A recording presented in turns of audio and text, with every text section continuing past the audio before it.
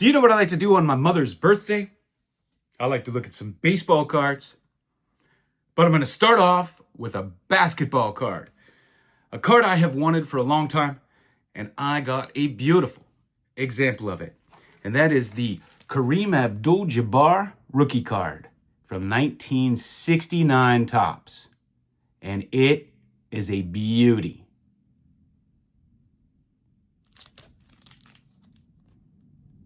Now, of course, Kareem had held the record for most points in NBA history, which he held for a long time, which, of course, was broken by LeBron James. Now, I often talk about how you can't compare different eras. So Kareem came up in 1969. They did not implement the three-point play until the 1979-80 season, which means he played his first 10 years without a three-point line. And in fact, in his entire career, he only ever had one three-pointer, which makes his record incredible. But of course, now he is number 2 all time on that list. Now, I want to talk a little bit about grading. You know, I collect cards. I don't collect slabs. When I shop for a card, I don't have a preconceived notion of what grade I want to get. I hear so many people say they're going to shop for a specific grade. I don't do that. I shop for a card.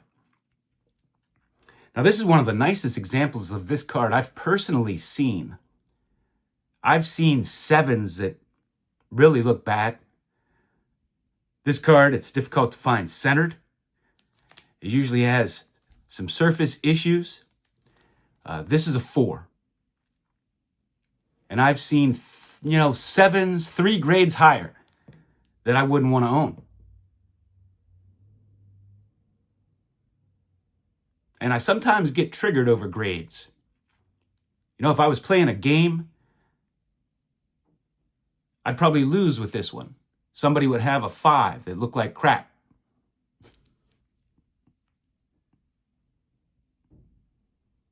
I don't know if you heard, you may have seen, there was a Babe Ruth 1933 Goudey in a PSA 2 that sold for 6 prices. And a 5 sold for around $10,000 less than it at auction recently. See, there's this movement where people are finally coming around to the way that I've always collected, which is I buy cards. I don't buy numbers. Numbers can be misleading, truly misleading.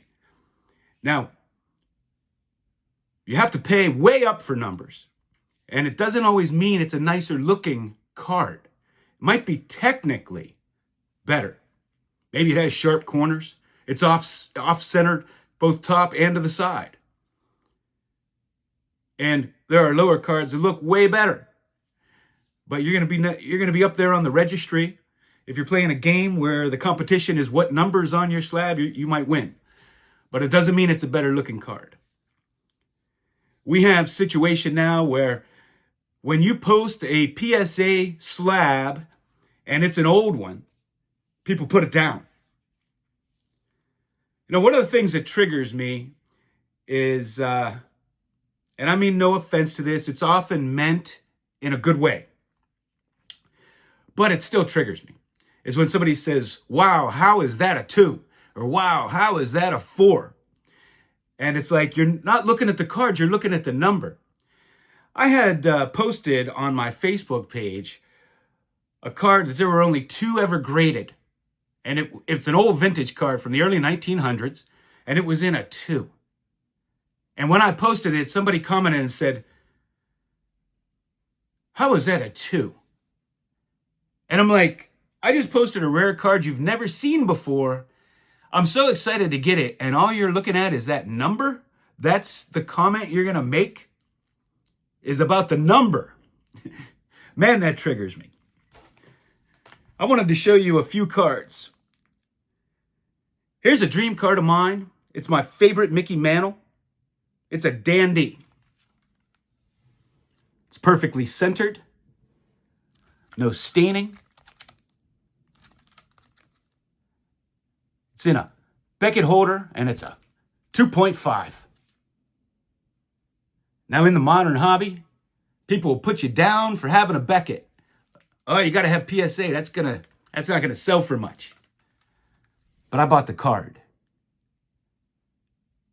I've seen higher grades, nowhere near this nice.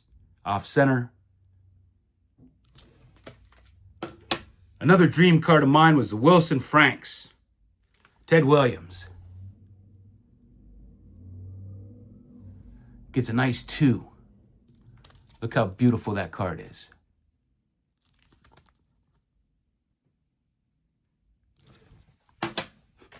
Check this one out.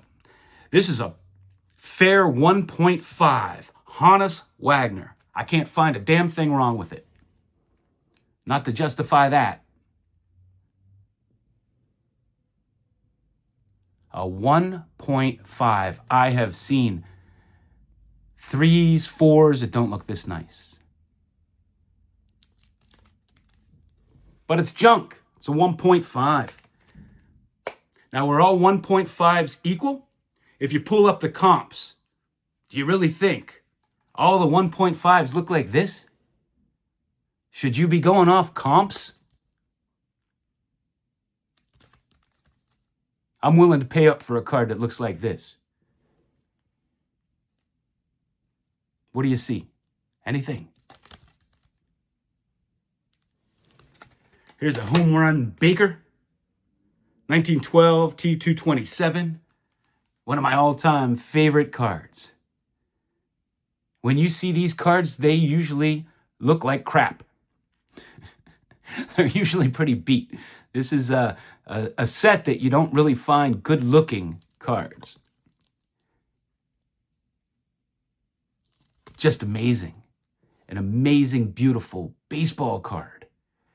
I don't care what number's on it. I don't care what slabs it's in. I don't care if it's not any slab. The thing I hate most about the modern hobby is the emphasis on numbers. You take a beautiful baseball card and put an ugly number on it. That's why I hate numbers. That's why I hate grading. But it's the modern hobby. I had somebody comment, you know who you are, and was kind of putting me down when I showed my Dave Parker rookie cards. Why aren't you grading those? Because grading is the modern hobby. It would cost me a lot of money to grade all of my cards. Should I give PSA all my money? Or should I buy more great cards like these with my money? Or better yet, I put it in Bitcoin at 18,000. You give PSA all your money, I'll take my Bitcoin. Thanks for hanging out with me.